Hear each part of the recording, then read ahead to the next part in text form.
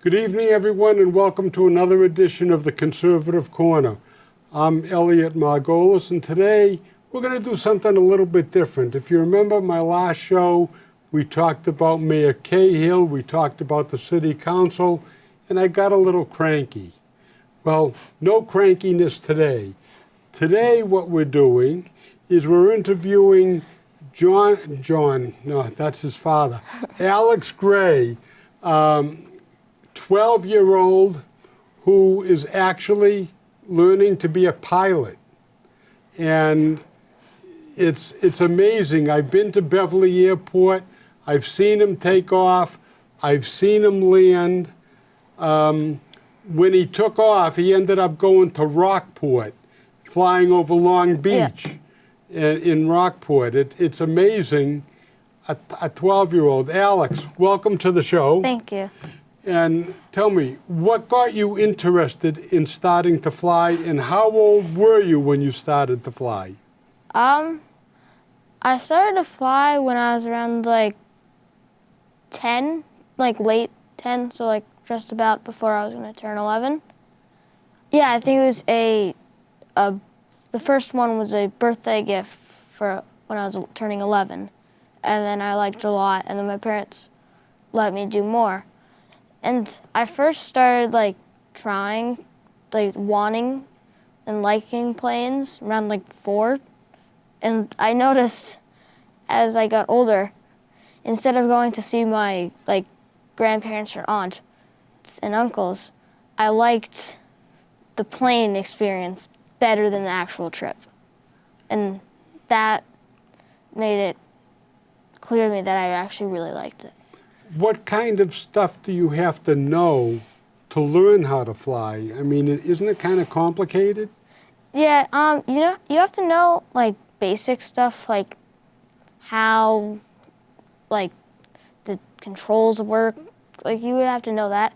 But you don't need to know too much on the ground stuff and all of the stuff that you needed to know in the air.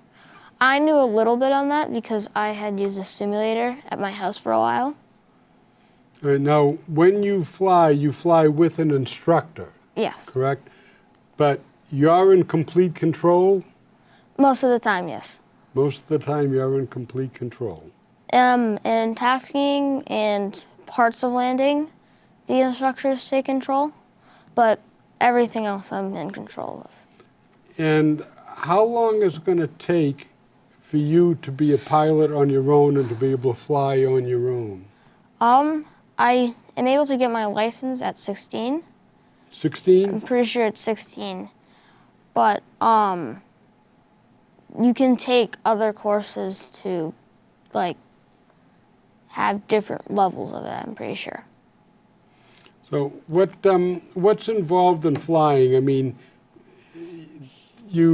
once you take off and you get to the level that you want to be at, what do you have to know about the different instruments?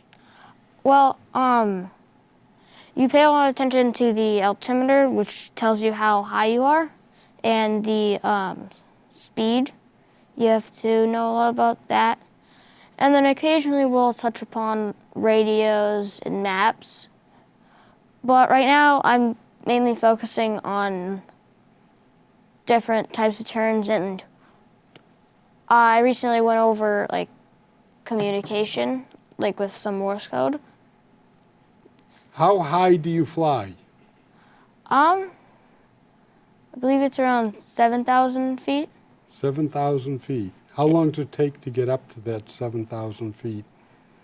Maybe like 3 minutes, a minute and a half to that range, depending on what your speed is and pitch. Okay, then let's talk about speed. How fast are you going? When you're taking off, when you're wanting to pull up, you have to be at around 60 knots. What's the difference between a knot and a miles per hour? I'm pretty sure that knots are, like miles per hour are like faster. Like they have more numbers than knots, and knots just, it's like, for example, this is probably wrong, but like 3 miles an hour would equal like 1 knot. It's not true. I don't know the exact difference, but I'm pretty sure that knots, like the difference is longer than miles per hour. And so when you're taking off, how fast are you going? 60 knots? 60 knots? Now, when you take off, do you take off with the wind or against the wind? It's really, I don't know much about that. It's really depending on we use different runways for the different directions, but I don't know if you want to, I forget if you want to take off into the wind or the wind behind you. Okay, so, but you take off on one runway and you land on another, correct? Yeah, sometimes, unless the wind changes in mid-flight. Okay, so there's a reason why you take off on a certain runway and come back on another, because one of them, I'm not sure, but I think it's when you take off, you're with the wind, and when you're landing, you're against the wind, but I'm not sure about that. But sometimes you can't do that, so that's called like a crosswind, and you have to use the rudder a lot more than you would if you're, for example, going into the wind. Okay, so, you're using smaller planes. Yes. When you're up in the air, you do have wind. Mm-hmm. And how does it feel when a wind gust comes and pushes you somewhere? I mean, does that get you nervous?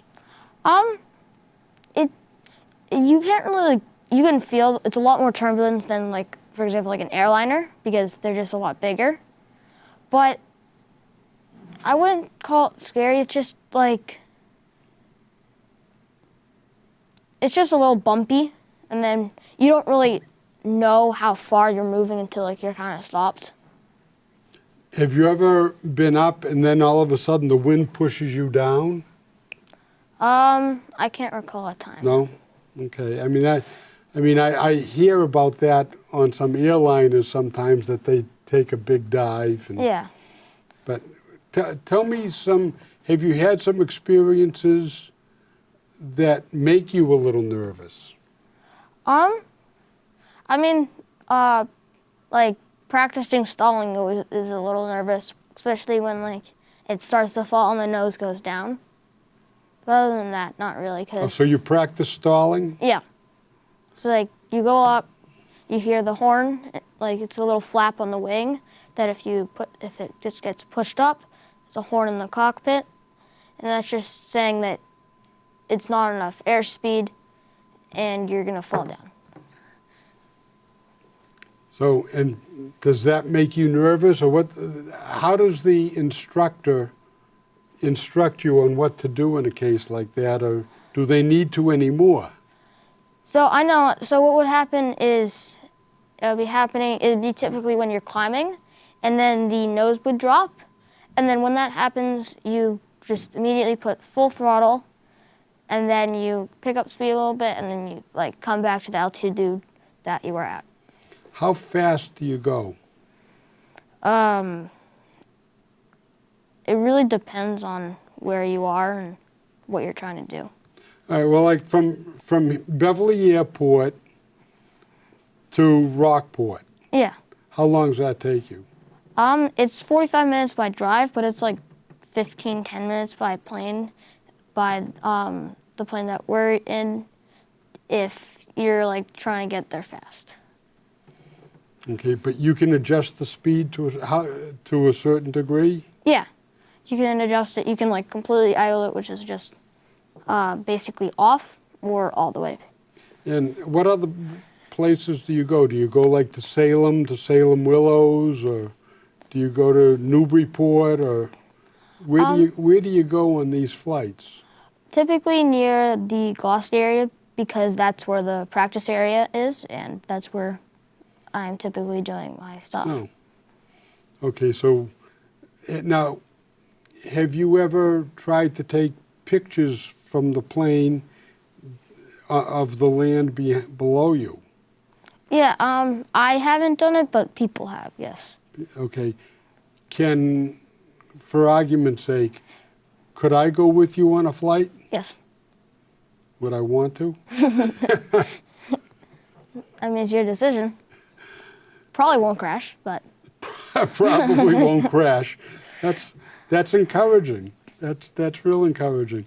Okay, so, but do you have to learn any mathematical stuff for all the instruments that you have? What kind of instruments are on the plane that you have to do? You've got the altimeter. yeah, you don't have to do math just yet. Later you will, but there's like you said, the altimeter, which is altitude, and then there's speed, and then there's, I forget what it's called, but there's pitch, heading, oil pressure, gas, all that. How fast do you go when you're coming in for a landing? Well, you want to be like on the brink of just stalling, like especially when you're about to land. But depending on the wind, it's just changes all the time. Oh, so the wind has a big difference on how fast you're going. Especially in smaller planes. Okay. Now, tell us about the plane. What kind of plane do you usually fly? It's a Piper Warrior. Sometimes it's a 2 or sometimes it's a 3. What's the difference between 2 and 3 besides 1? I don't really see a bunch of difference. It's just a little nicer. The instruments, there's a little bit more electronic instruments, but it's nothing noticeable really. So it's more like between a Chevy and a Cadillac? All right, because are the sizes the same? I don't know the measurements of it, but I can't really tell a difference much, but. Okay, and they fly about the same way? Yeah. Okay, but you didn't have to take any courses on how you learn as you're flying? Yeah. And now you go out of Beverly Airport. What made you decide to do this, and why did you choose Beverly Airport? Because you live in Stoneham, so Yeah. there's other airports around, I assume. Yeah, it was just the closest one. I mean, it's lucky to have an airport so close. I mean, some people, if they want to learn, they have to drive like an hour and a half away to find an airport that like has it. But I'm lucky in that sense that it's only like a 30 to 20-minute drive. Now, you're 12, but you started this basically at 11. How many kids your age are actually doing this? Have you seen any other kids your age? No, I haven't. Have the instructors said to you that you're the youngest one there? And They haven't said, but I don't know. I haven't seen any, but I don't know if there is a younger kid or is not. it's interesting, and you just decided you wanted to fly, and your parents said, knock yourself out. Well, it took a little bit of convincing. But you're continuing to do it. Yeah. So you did it all last summer, and you're going to do it this summer. Yeah. You can do it in the summer, spring, and fall, but you can't do it in the winter just because of ice, cold. It's just different conditions affect the plane differently, and the runway. How many runways are there at Beverly Airport? I believe there's 2. 2? Okay, because I know some big planes come in to Beverly Airport. So how long is the runways? I have no clue. No clue. All right. Is there certain areas where you come in for landing, like that you go over the same terrain all the time? Yeah, because it's that one flying pattern that everybody uses for that runway, and then there's a different pattern for the other runway. So. Okay, and what do you plan on doing with all this knowledge and this, the flying? I assume you definitely want to get your pilot's license when you're 16. Yeah. But do you see a future in your life with flying? Yes. I'm I just don't know what yet. Like, I've been going back and forth, like, do I want to, like, fly airliners? Do I want to fly in the Air Force? Like, yeah, I've been, like, back and forth for a while, so. Well, of course, Air Force would be tremendous learning for you. Yeah. There's not much you couldn't do once you've been in the Air Force, or even the Navy with their Blue Angels. You haven't learned any tricks yet, right? No. No. You can't really do tricks in those planes. It'd be fun if you could, but you can't. Yeah. It's interesting that you do this, and you feel that you want to fly, like whether it's a commercial airline or something like that. That's something you think you want to do for work when you get older. Yeah. I mean, things could change in the next few years, but right now that's what I want to do. No, that seems very interesting. Let's get a little more background about you, though, okay? Because I know you play baseball. Yep. You ski. And since this is the winter, you're doing a lot of skiing. Yeah. And at some point, we're going to show videos of you skiing, and we're going to show some pictures of you as in the cockpit of the plane.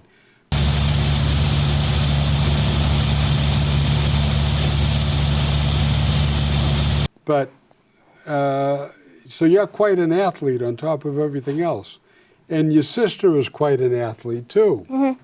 I've seen her ski like you, and it scares me. I can tell you that.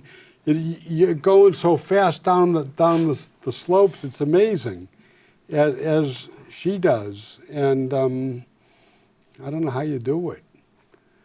It's incredible. The athletic ability that you have, the athletic ability that your sister has, pretty amazing. So I don't know how you do it, but I know you go up to Mount Sunapee a lot. Yeah. That's where I race. So, you know, when people are watching this, they're going to see you ski. They're going to see you behind the cockpit, because we've got those pictures, and it's going to be very interesting stuff. What other things do you like to do? I like a lot of Formula One cars. I'm very interested in those. Really? Yes. Interesting. One thing I want you to do is stand up and show the sweatshirt that you're wearing.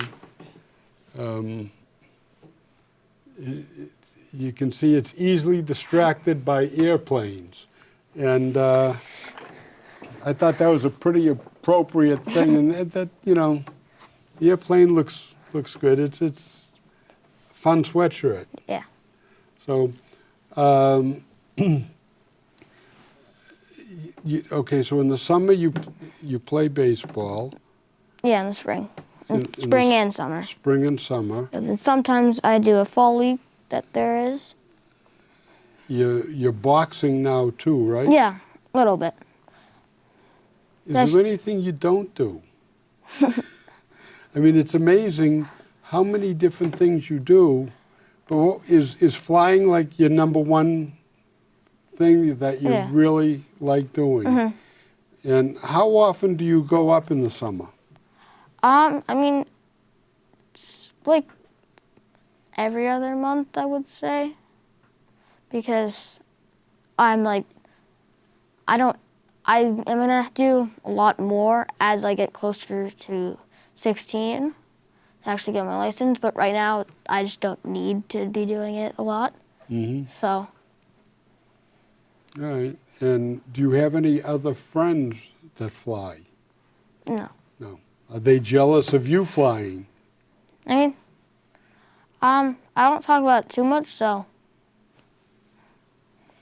Okay, but you do baseball. Okay, you do skiing, and you're doing boxing. Yeah. And you go to school, don't you? Yeah. How well do you do in school? Good. Yeah. You do well in school.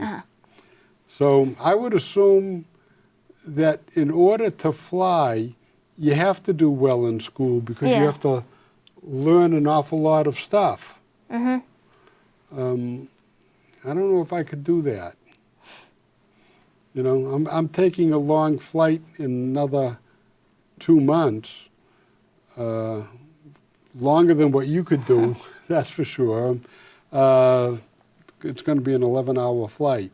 How long do you fly? You fly for an hour, correct? Yes. And are you tired at the end? I mean, it's not really. It's just, Do you feel any pressure?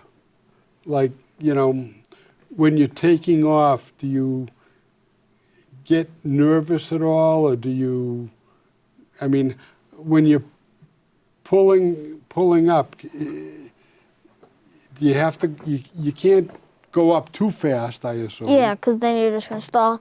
And on these planes, it's not like an issue, but like you can still feel some G-forces. Okay, and coming down, like, let's just say you said you go up as far as 7,000 feet. Mm-hmm. You're coming back to the airport. Mm-hmm. When do you start your decline?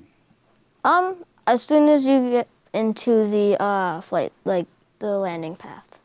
To what? As soon as you get into the landing, like path. So- Landing pattern, yeah.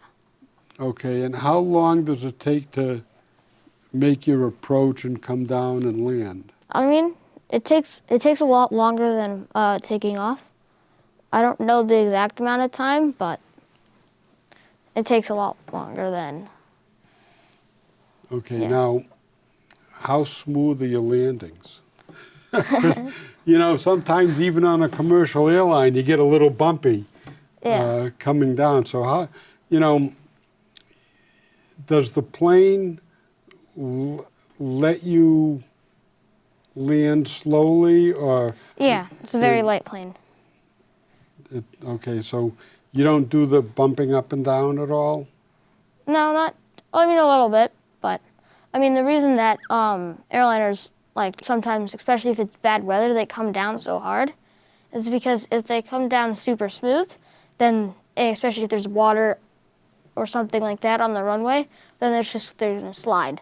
But if like they come down hard, then they push all the water away, and then they have traction so they can brake. Interesting. So if the runways are wet, you want to come down a little harder? Yeah.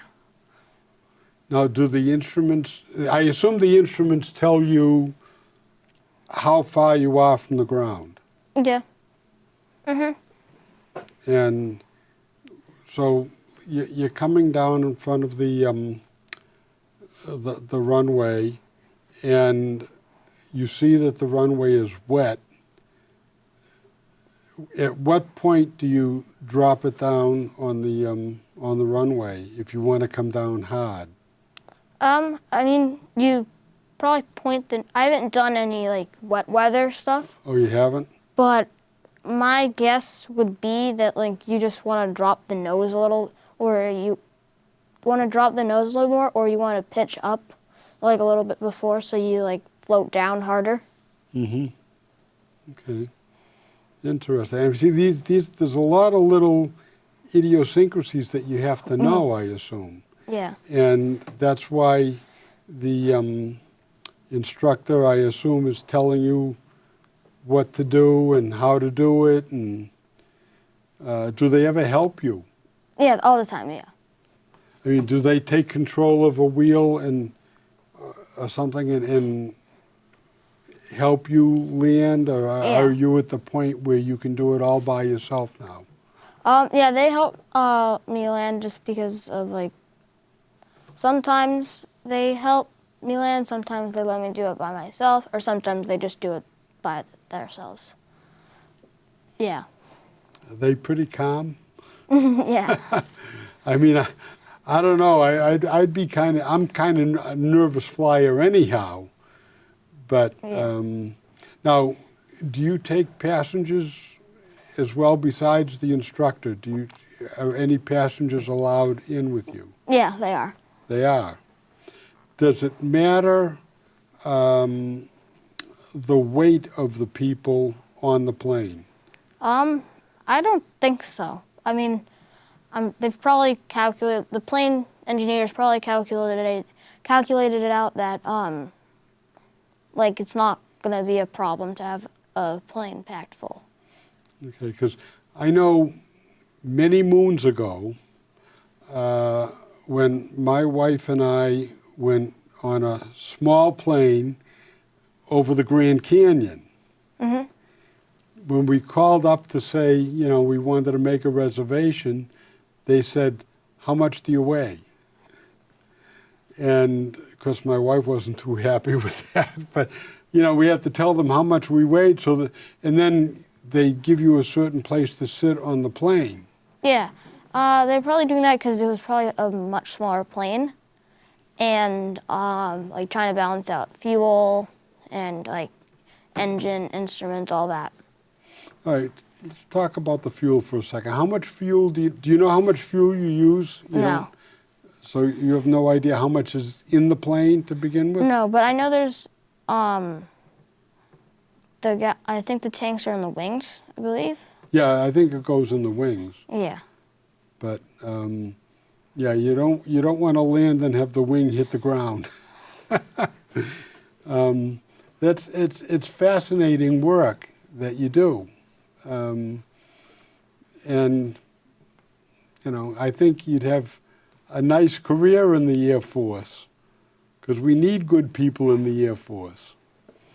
You know, but you've got a few years to practice. Yeah.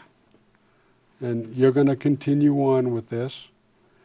Does your sister have any interest in flying? No. No? Okay, so you're all by yourself on that one. Yeah. All right, is there anything else that I haven't asked you that you think you ought to? I don't think so. No?